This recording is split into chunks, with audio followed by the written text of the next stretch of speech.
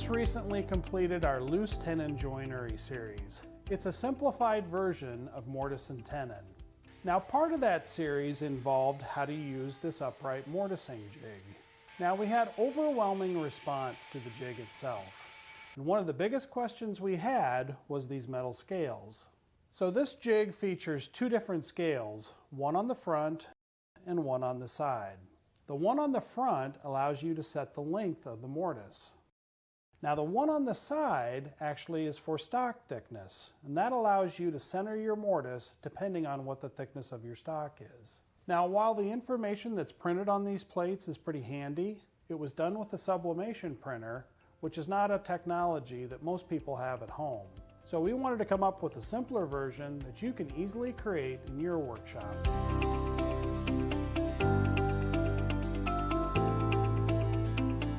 Making your own set of scales is a relatively easy process. It starts with a piece of aluminum, these labels that I printed on my home printer, and then some clear tape, and we use that across the top to protect the scale. So the first step to making these plates is to choose the type of metal that you're going to use. We used a piece of 16th inch thick bar stock, 1.5 inches wide, that comes in a 4-foot length. The thing I like about it is that it's the perfect width for the scale, so all I have to do is just cut it off to length. The other nice thing is that aluminum is relatively easy to machine on both a router, bandsaw, or drill press. There's a couple other alternatives out there as well. I picked up these two pieces of metal from our hobby store. The first piece is a piece of brass. And the nice thing about brass is that it machines just a little smoother and a little easier than what aluminum does. But it's about 3 times the price. They also had this larger sheet of aluminum, which would work just fine, but I'd have to rip it down to width and also cut it to length.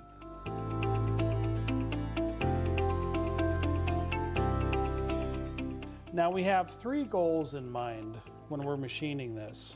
The first thing we have to do is cross-cut it to length, and then we have to cut the slots on both ends, and then there's also a small radius on each corner that we have to machine. One thing we should note about these slots is that on this piece we're cutting them on the ends. The original piece, they were just simply slots. The problem with these types of slots is that they're hard to cut on the router table. Moving them to the end makes it much simpler.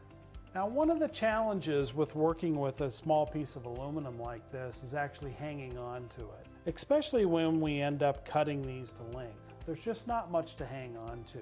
So to remedy that problem, a good way to do it is actually to put the aluminum on a backer. In this case, I've got a piece of 3/4 inch plywood, and I'm just going to take a piece of double-sided tape, apply that to the plywood, peel that backer off, and now very carefully I can align the edges with the backer. It's the same width as the aluminum bar stock. Press that down. So now I've got a backer, and that makes it much easier to hang on to that thin piece of aluminum. The other thing that the backer does is it actually provides a nice substrate for the aluminum to sit on. It's going to help reduce chatter, and that way you're going to get a lot smoother cut. So I've got a couple of pieces prepped here that we can take a look at. We've got a piece that's around 5 inches long for our front scale, and a piece that's around 3 inches long for our side scale. Now, even though we have a backer on this short piece, this is still a relatively small piece to try and hang on to.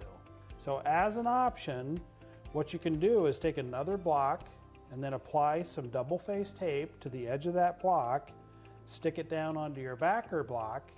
So now I've got a nice little handle on top, and I can control this a lot easier.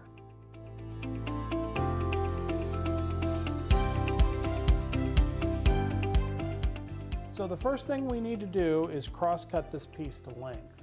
Now you can do this in a variety of ways. I like to use the chop saw as it cuts it nice and smooth. Here again, the backer really helps produce a smooth cut. Now you could also use a miter gauge and the table saw to cut this piece off, or you can even use a bandsaw. If you choose to use a bandsaw, that's going to leave a little bit of a rough edge on the end. but you can take a sanding stick with PSA sandpaper and just smooth that out. So with all the pieces cut to length, I can head over to the router table and machine those slots.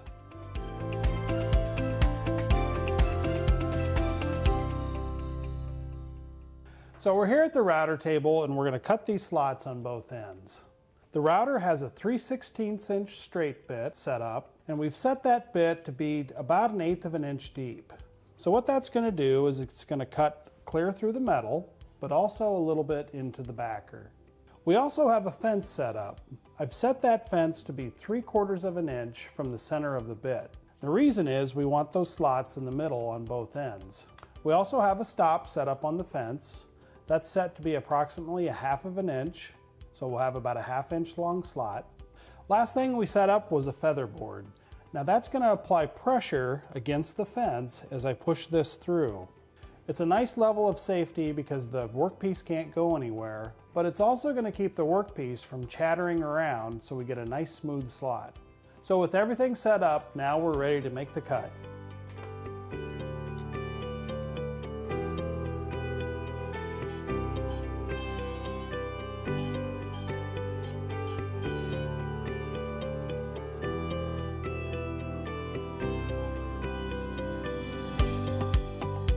So we've got a nice smooth slot there.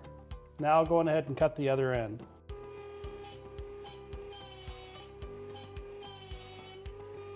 Now if you happen to notice that it's not a real smooth cut, go on ahead and just run it through one more time.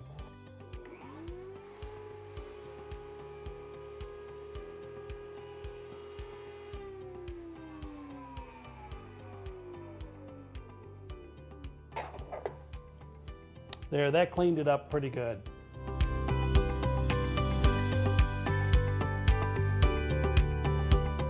All right, now we've got our slots cut on both ends. Now before I remove the metal piece from the backer, I want to go on ahead and put the radius on the corners of this metal piece. The nice thing is that this backer is going to provide just a little support so I can get all those radiuses even. Now I could have sanded all these on a stationary sander, but I like to use a sanding stick and hand sand them. The reason is that I can sneak up on the radius and make sure all those radiuses are the same. The next step is I need to remove the plate from the backer because we don't need the backer anymore.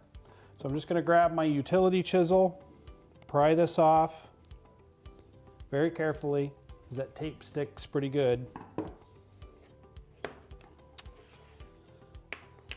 All right, and there we've got our plate.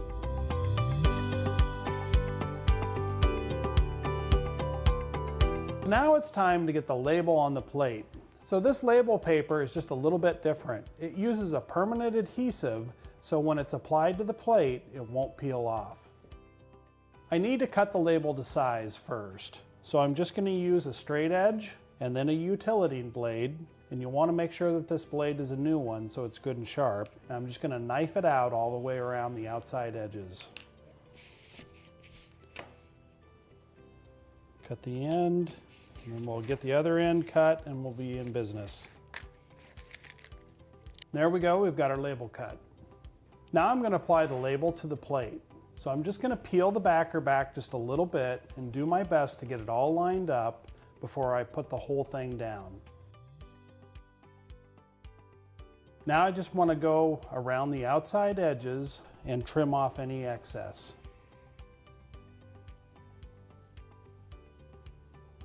I'm also going to trim these little slots on the end as well.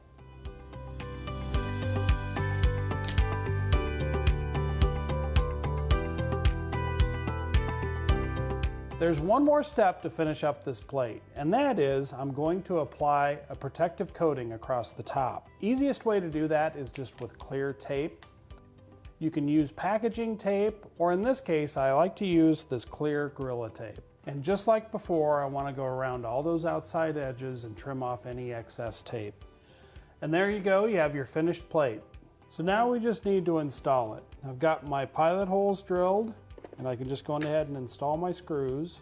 We'll get this other screw installed. Now I just need to line it up with our center line. Snug that down. Bring the other one down, double check that, all looks good. Set our router in place. Now we're ready to route again.